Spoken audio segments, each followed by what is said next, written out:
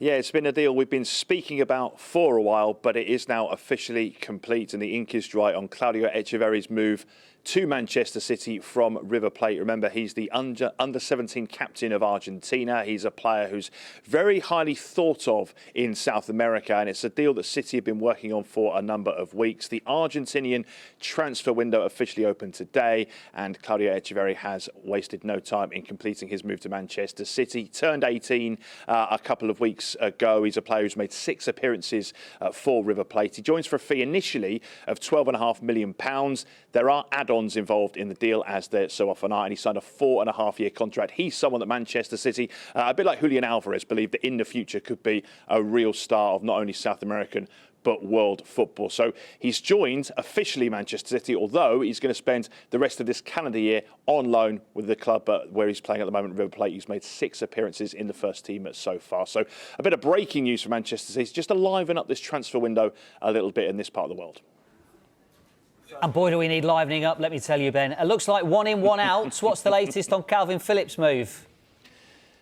Yeah, we could get a bit more life a bit later on, couldn't we? Because Calvin Phillips is having a medical at West Ham today. Now, we know that the clubs have agreed this deal, and my information, certainly from chatting to people and people close to the deal, close to Phillips and close to this club, is that realistically it's a formality. He's going to be joining West Ham on loan. So that's a huge cue for West Ham. And look, this is a player who obviously is really highly thought of. He joined Manchester City for more than £40 million from Leeds 18 months ago.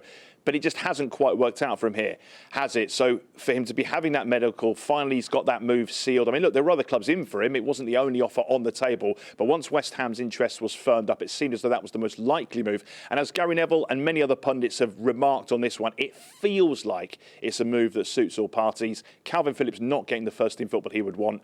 Euros in the summer. He wants to be playing football. West Ham looking for that replacement in that midfield for Declan Rice, who departed in the summer. So how will Calvin Phillips' time be remembered at Manchester City? Yeah, it's an interesting one because he's a very popular figure in and around the dressing room, popular amongst the players and the staff. I mean, I sat down with him, the first interview he did as a Manchester City player 18 months ago on their tour of the United States as it was then. And he was full of excitement about what it meant to be joining Manchester City. I mean, he was full of life. He was joking about obviously turning down the opportunity to join Manchester United, being the fact he'd come through the system at Leeds. He was excited to join the then champions to go on to win the treble. But it never really worked for him. Initially, do you remember, he started having to play it as the kind of makeshift defender. He'd done the same for Marcelo Bielsa at Leeds to play in and fill in when they had injuries. So he did the same for City. And he never was able to displace or even replace Rodri when he wasn't available in the centre of that midfield. Never worked with the two of them.